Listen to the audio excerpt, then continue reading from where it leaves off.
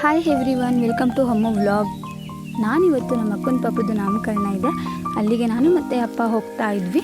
So ಅಲ್ಲಿ ಒಂದಷ್ಟು ವೀಡಿಯೋಸ್ಗಳನ್ನ ಮಾಡ್ಕೊಂಡು ಬಂದಿದ್ದೆ ಫ್ರೆಂಡ್ಸ್ಗಳ ಜೊತೆ ಮತ್ತು ಫ್ಯಾಮಿಲಿಯರ್ಸ್ ಜೊತೆ. ಒಂಥರ ನಿಜ ಹೇಳಬೇಕು ಅಂದರೆ ತುಂಬಾ ಮಜಾ ಇತ್ತು.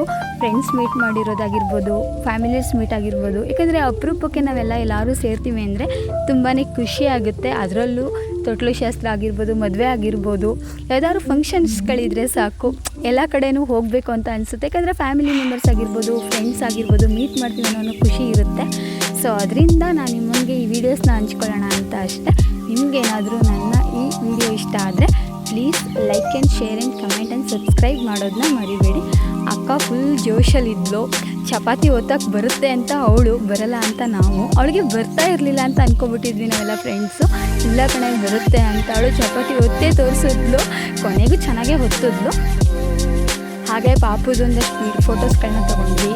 ಸೊ ನಾವು ಹಾಗೆ ಫ್ರೆಂಡ್ಸ್ಗಳು ಕೂಡ ಒಂದಷ್ಟು ಫೋಟೋಸ್ಗಳನ್ನ ತಗೊಂಡು ವೀಡಿಯೋಸ್ಗಳನ್ನ ಮಾಡಿಕೊಂಡು ಶಾರ್ಟ್ಸ್ ಎಲ್ಲ ಮಾಡೋದನ್ನು, ರೀಲ್ಸ್ ಎಲ್ಲ ಮಾಡಿಕೊಂಡು ಸ್ವಲ್ಪ ಫನ್ನಿಯಾಗಿತ್ತು. ಡೇ ಮಾತ್ರ ತುಂಬಾ ಚೆನ್ನಾಗಿತ್ತು ಅಂತಲೇ ಹೇಳ್ಬೋದು ಆ ದಿನ. ಸೊ ನಿಮಗೇನಾದರೂ ಈ ವಿಡಿಯೋ